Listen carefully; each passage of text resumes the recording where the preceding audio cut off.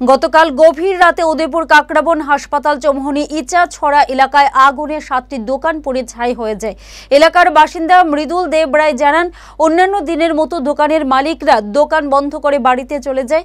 বাজারে হঠাৎ আগুনের শিখা দেখতে পেয়ে লোকজন চিৎকার শুরু করলে পার্শ্ববর্তী এলাকার লোকজন ঘটনাস্থলে ছুটে আসে। খবর দেওয়া হয় কাকরাবন অগ্নি নির্বাপক দপ্তরে।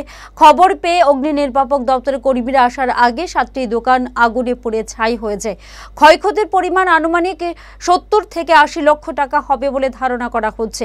এলাকার লোকজন সহ স্থানীয় ব্যবসায়ীদের অভিযোগ, অগ্নি নির্বাপক দপ্তরের কর্মীরা সময় মতো চলে আসলে হয়তো এতটা ক্ষতি হতো না।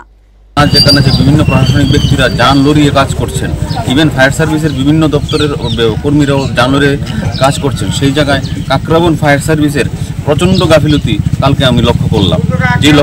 এই কারণে, কারণ এক ঘন্টা আগে ওদের ফোন করা হয়েছে।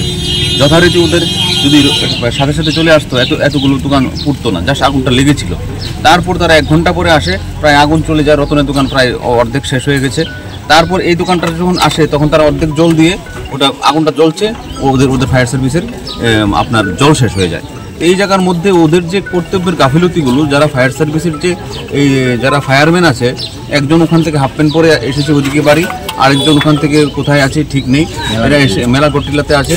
এবং ওদের এই গাফিলতির কারণে এই দোকানগুলো, একটা গ্যাস সিলিন্ডার এখানে আপনার ব্রাস্ট হয়েছে। একটা গ্যাস সিলিন্ডার আগুনের তাপমাত্রায় ঠিক হতে কত সময় লাগে আপনি বলুন। প্রচণ্ড তাপে এটা ব্রাস্ট হয়ে এটা এরকম হয়েছে। এবং তাদেরকে আমি এখানের এলাকার জনপ্রতিনিধি এবং আরও যারা জনপ্রতিনিধি আছে তাদের কাছে তাদের খতিয়ে দেখে উপযুক্ত ব্যবস্থা গ্রহণের জন্য আমি দাবি জানাবো।